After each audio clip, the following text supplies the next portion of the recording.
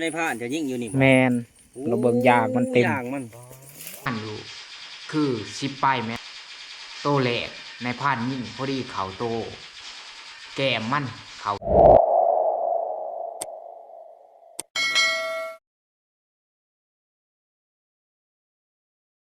เอากาทักทายสบายดีตอนเช้าๆเบิดชุกคนคือมื้อนี้หลังจากที่นายผ่านลงมาแต่ผู้นะแล้วก็สิมาแจ้งความโชคดีที่มาพร้อมกับความโชคหลายคือคลิปนายผ่านที่ยิ่งหมูทุกคนยิ่งหมูในคืนวันที่24ที่นายผ่านเดินป่าคนเดียวบัดนี้ในชั่วโมงเดียวในผ่านยิ่งหมูหันได้2 โตในวินาทีนะหันโอ้ยในผ่านไปหลอกประมาณ11 โมงกลางคืนแหละหมูหันมันเขากินหมักไม้ทุกคนเขากินหมักกระบกนะในผ่านเลาะหันจนว่าเมื่อยแล้วก็สิมานอนพอดี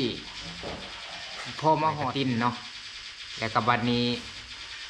ในผ่านได้ยินเสียงมันคบหมักบกแหละถึงมันห้องนี้มันคบกันเพราะว่าหมูหันมันเป็นหมูซุ่มแหละมันหยาดกันกินหมักบกนะนี่ว่าบ่แม่นฤดูการผสมพันธุ์ของหมูถาว่าฤดูการผสมพันธุ์ของหมูเลยมันสิคบกันมันห้องเลยนายพรานก็เลยที่แรกหันนายพรานเขาไปยิงแต่บังเอิญเงี้ยงไปกับบ่เห็นมันเห็นตัวหนึ่งหันแลนมาในทางแหละนายพรานยกปืนใส่มันพอดีแลนเขาทรงไหลและต่อมาวันนี้นายพรานก็เขาไปอีกนะแล้วก็เห็นอีกตัวหนึ่งในขณะนะมันอยู่ในป้ายใหม่ลบนายพรานกันว่าสิยิงแต่ว่าผงแก็บของนายพรานมันตื่นและเฮ็ดให้ดอกแก็บเฮาหันเฮียหลังจากนั้นนายพรานก็เปลี่ยนดอกแก็บแล้วก็นายพรานก็นำไปก็พอดีระยะประมาณอยู่คือ10 ปลายเมตรนี่แหละเห็นแต่ตาโตแหลกนายพรานยิงพอดีเขาโตแก้มมันเขา3 เม็ดนะกับพอดีลงกับบอลแล้วก็นายพรานเขาไปนี่บอลทีว่าหมูลมหันเลือดของมันนี่แดงเกลือนทีบเลยนะเพราะว่ามันถือจุดสำคัญอยู่กับบอลเลยหมูหันกับบ่ใหญ่ประมาณ30 โลหรือ35 โลโตแหลกเลยนายพรานเขาไปเบิ่งหันแล้วเบิ่งมันสักมันดีดนี่เอ้ามันห่องนะแล้วก็นายพรานเขาว่าเบิ่งแหละสังเกตว่าหมูตัวนี้นี่คือสิไปใช้บ่ได้แล้วก็หลังจากนั้นนายพรานก็ยัดกระบังต่อ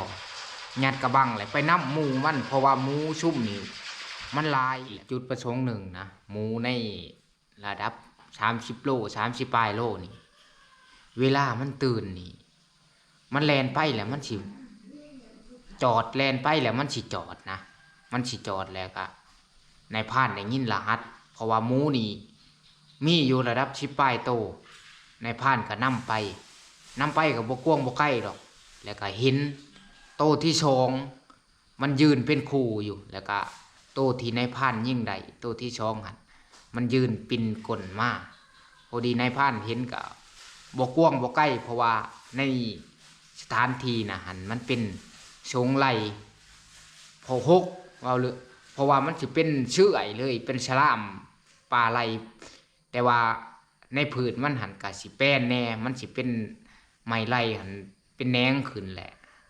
เห็นบ่จ้าดอกเพราะว่าในพานเยี่ยงก็ใกล้เติมแล้วก็เห็นแต่ก้นมันในพานก็เลยยิ่งนี่ช่วงในพานยิ่งที่แรกหัน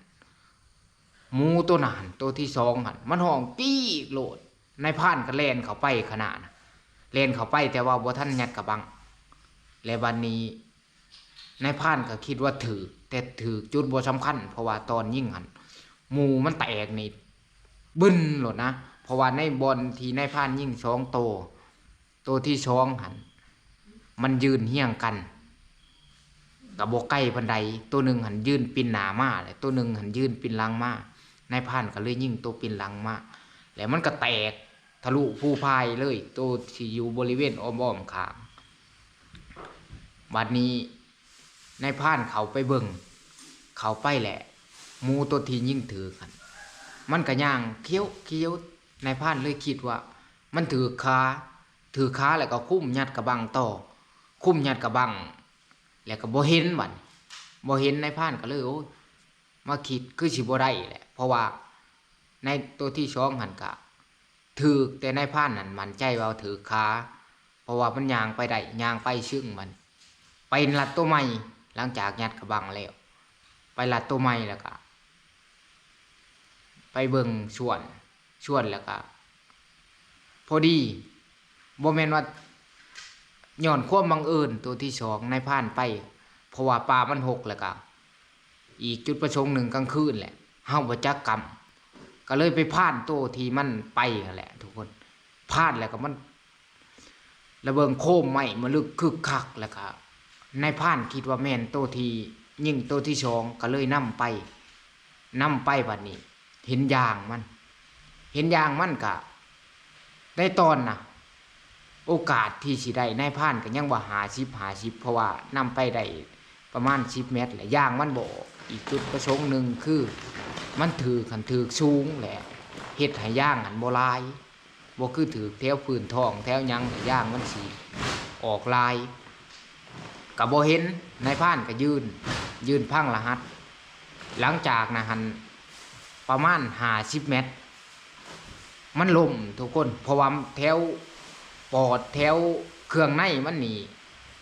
ลูกกระสุนหันลูกปืนหันมันถือหอดปอดมันแล้วก็มันล่มห้องกี้นายพรานก็เลยแลนไปใส่แลนไปแล้วก็บัดนี้แลนพอดีเห็นมันล่มข้างคอนเลยความดีใจหันบ่ให้เว้าเพราะว่าถามว่าผ่านมานายพรานเคยได้บ่ก็เคยได้แต่ว่าบ่เคยได้แบบว่า2โตในคืนเดียวในชั่วโมงเดียวกันขณะที่แบบว่ามันอาจสิ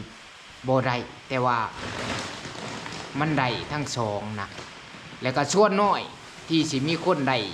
ในกรณีแบบนายพรานก็ถามว่าเก่งบอกก็บ่เก่งแต่ย้อนเว้าง่ายๆซะคือว่าเพิ่นให้เจ้าป่าเจ้าเขาให้ก็ว่าแม่นก็เลยได้ตัวที่สองหลังจากนั้นนายพรานก็หามมาแล้วก็บอนที่โตแหลกที่นายพรานยิงแล้วก็บัดนี้มามัดตีนมัดหยังแล้วก็ว่าสิเอาเมื่อทับเพราะว่าตอนนั้นนายพรานก็บ่ฮู้ดอกว่าทีมงานเฮาหันขึ้นไปนายพรานก็เลยว่าสิหาบเมื่อคิดมัดขามัดหยังแล้วตัดไม้ตัดหยังแล้วก็พอดีว่าสิหาบเมื่อย่อบ่ขึ้นเพราะว่าหมูมันก็มีตามที่สังเกตนั่นคือตัวหนึ่งนี่ประมาณ30โลตัวหนึ่งประมาณ35โลเพราะว่ามันเป็นหมูแม่แล้วก็หมูเถิกหามบ่ขึ้นแล้วก็เลยตัดสินใจเอาเสื้อผ้าในพรานนั่นป้าไว้ก่อนแล้วก็เอาตัวหนึ่งหันเมื่อก็ด้วยไปหอดทับนะหอดเถียงพ่อใหญ่กระเช้าที่เพิ่นตักน้ำมันย่างนั่นแหละตักน้ำย่างพาราเพิ่นก็พอดีได้ยินเสียงทีมงานเฮาปากเลยนายพรานก็ที่แรกเอิ้นหาพรานเฮียงนะเพิ่นยังบ่อยากเชื่อเพิ่นเลยให้พรานทองมาเบิ่งนายพรานบอกว่ามาแล้วนายพรานทองก็มาเบิ่งเพิ่นยังบ่อยากเชื่อเพราะว่าคือเว้าแหละเฮาก็บ่เคยได้แต่กี้ก็ถามว่าได้อยู่แต่ช่วงบ่ทันได้เฮ็ดช่องนะบัดนี้นายพรานทองมาก็พอดีเอิ้นทีมงานเฮามาบ่จักพรานเฮียงแม่ทับกุ้งพรานทองบ่าวหญ้าทินเมืองชนเพิ่นคือมาเดินทางร่วมครั้งแรกก็มาอันนั้นแหละนายพรานก็ว่านี่บ่แม่นโตเดียวได้ที่นายพรานยิงคือ2โตทีมงานเฮาหัวแล้วก็บ่อยากเชื่อทุกคนแล้วก็หลังจากนะให้เบาชุริยาแล้วก็เบาตีเอาเมื่อทับเฮาก็ไปเอาโตที่2คือกับทีมงานเฮา แล้วก็เอามาแล้วก็พอดีเกือบเที่ยงคืนเพื่อหอดทับเฮาเกือบเที่ยงคืนแล้วครับมาชำแหละแยกชิ้นส่วนคั่วตัวที่หนึ่งกับพอดี3 โมงเพื่อคั่วแล้วแหละครับพอดีแจกบ่ได้นอนคืนนะทีมงานเฮานี่บ่มีไผได้นอนเพียงชั่วโมงเดียว หลังจากนะครับพานทองตื่นเพิ่นกับไปหายามกับดักเพิ่นก็ทำงานทุกคนคือหมูใหญ่มันเหยียบนะแต่ว่ามันบ่ติดแล้วก็เพิ่นก็กลับมาทับแล้วก็แบ่งปั้นเนื้อที่ได้หันหมู2 โตหันก็ได้อยู่ประมาณคนละ2-3 โลเฉพาะซีนพูดแล้วก็ผักชวนผู้ที่ยิ่งได้เนี่ยคือนายพรานเองครับได้ทั้งหัว2แล้วก็ตีน8 ตีนแล้วก็ชั้นน้ำกลับมาบ้านหลังจากกลับมาบ้านแล้วก็นายพรานก็ยังทายนะเพราะว่ามาหอดเฮือนแล้วก็แบ่งปั้นเนื้อแล้วก็ให้แม่แน่แล้วก็ให้พ่อเฒ่าแน่อยู่หน้าแล้วก็นายพรานก็อัดคลิปแล้วก็ย้อนความประมาทของนายพรานคือบ่ได้เบิ่งแม่มนะเพราะว่าก่อนมันสิเต็มนี่มันสิขึ้นจุดสีเหลืองและแม่มเต็มทุกคนก็เลยเฮ็ดให้คลิปวิดีโอแบบคลิปเด็ดคลิปแบบว่าโอ้ย